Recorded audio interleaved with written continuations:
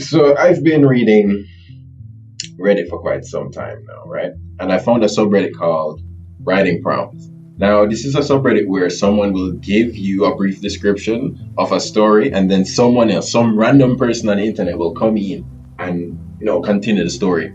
Not to the completion, but they'll continue onwards. Now, most recently, there was I just checked it today, right? And there was actually a story that was written on this subreddit that was recently published in a book. I need to go back and find it. One moment. 7 months ago, I responded to a prompt about a man who speaks all languages, a McDonald's, and a horrified cashier who heard him speak a language that has been dead for thousands of years. Today, Silver Tongue is a published book. Yeah, so this guy got his book published. Congrats, that mad. But today, I want to read this story. The year is 2038, and net neutrality has been dead for almost 2 decades, but a rebellious group managed to travel back to 2017. All right, and we have Founder's Feast, who's continuing the story. He has 6 gold on it, so you know it's good.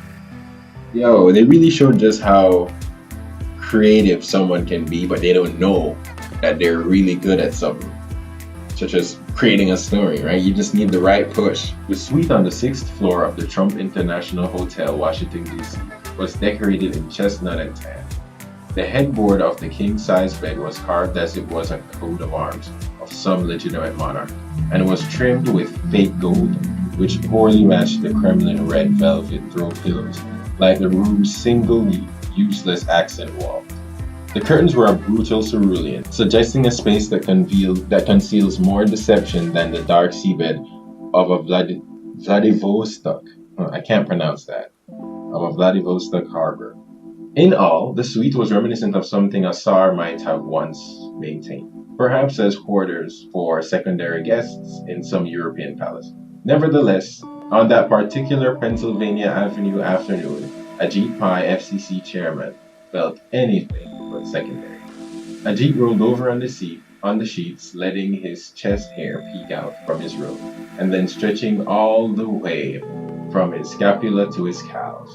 Laying beside him, Lowell C. McAdam, CEO of Verizon Communication, picked another chocolate-covered strawberry from the bowl. He placed it in Ajit's mouth, letting his hand linger on his former general counsel's lips just for a moment too long. Alright, we see where this is going. You know I love dessert, Ajit said. But I hope you have something else. I don't recall you ever being so direct before, my sugar plum, Lowell returned, clasping Ajit's buttocks. Maybe those FTC boys go easy on me, Ajit answered, pulling away, but only a little. Only for show. But I'm from the FCC, so you better show me the cash first. Lowell sighed. He spun off the bed. He sauntered over to the bureau and picked up a leather briefcase with 2 silver latches. Lowell showed Ajit what was inside: stacks and stacks of crisp $100 bills. Just to be clear, Lowell explained, every last cent of this is to repeal net neutrality. You're giving that ass for free. Just to be clear, Lowell explained, every last cent of this is to repeal net neutrality. You're giving me that ass for free. Lowell pounced down on top of Ajit, groping at him the way a crude man only does to a prostitute. Ajit loved feeling bought and paid for. He giggled and squealed, and the 2 men kissed. But suddenly the passion and privacy of the suite was shattered by a flash of light and a thunderous applause and a thunderous clap. The hideous furniture Ivanka had inexplicably wanted credit for rattled along the carpet. When the 2 lovers and conspirators regained their composure, there was a strange young man and woman standing before them, wearing tattered jeans and leather vests. They both had AK-47s draped over their shoulders. The woman punched Ajit hard in the jaw. Are you Ajit Pai, the FCC chairman, or Ajit Pai, the cricketer? She demanded. Her face was stained with dirt. What? Who are you? Where are you from? Ajit asked, favoring his chin, his whole body curving. FCC chairman or cricketer, the woman shouted again, brandishing the AK-47 at the frightened, half-naked businessman and lobbyist pretending to be a guard of the public interest. FCC, Ajit replied. Yes, I'm with the FCC. You know why she had to ask you that, motherfucker? The rough man began. Because the only other famous Ajit Pai was a fucking cricket player. And where we're from, Wikipedia pages take 20 minutes to load, unless you pay an extra $9.99 a month. So, all we really had to go on was the fucking disambiguation page. You know how hard it is to tell an artificially intelligent time machine where you want to go when all it can access are the goddamn disambiguation pages? The man picked up a Jeep and threw him on the bed. He did the same to Lowell. Your little side deal here, Newman explained to the telecommunication executive. Let me tell you how this goes down. First, you repeal net neutrality for some chump change kickback. Then, of course, all the asshole ISPs start tacking on subcharges for people to get pretty much all the good websites until nobody could afford more than one. So the same thing happened that always happens when you force people to choose teams. Society broke apart completely.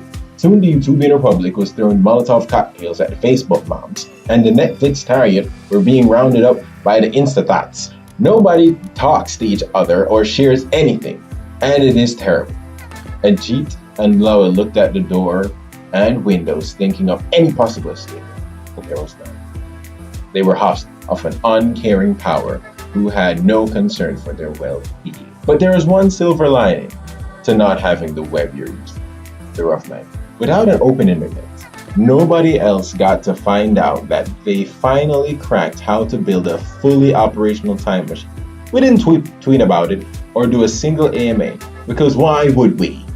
There'd be nobody online to see it. That means we were able to skip all the bullshit and just travel right back here, right to this moment, for you two fucked each other, and then the whole country. Lowell stammered, are you gonna kill us? The time travelers laughed, then stuck peculiar glowing orbs on the lover's chest. No, we're not gonna kill you, the one replied. Instead, we're just going to send you boys into the future you're trying to create. And we'll stay back here in 2017, when things were at least only halfway terrible. What? No, you can't, Jeet shouted. Sure we can, the man told me, because time travel has no regulations. I thought you loved it when technology has no regulations. The woman pushed a button on a strange remote, the suite filled with another flash of light. Ajit and Lowell embraced. They vanished. Uploaded. Oh, this is an archived post. So since it's archived, I can't upload it. But this one was really good. It was a reverse love letter to Ajit Pai. This was really good. Let's look at the comments. If I had gold, I would give it. But alas, it is 2038, and I have to pay $50 to load a Reddit post in 5 minutes. As the great man once said, I pity the fool. Ever heard about the Comcast EA Reddit?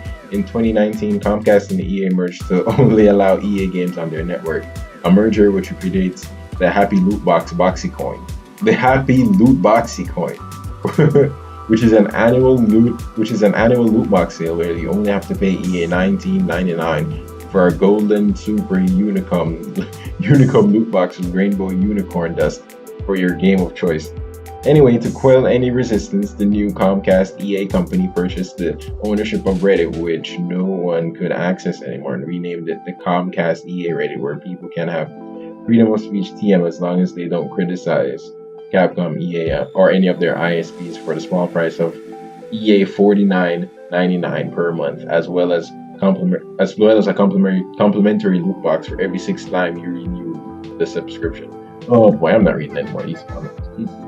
But the story was good. It was kind of pretentious with some of the descriptions. They went a bit overboard.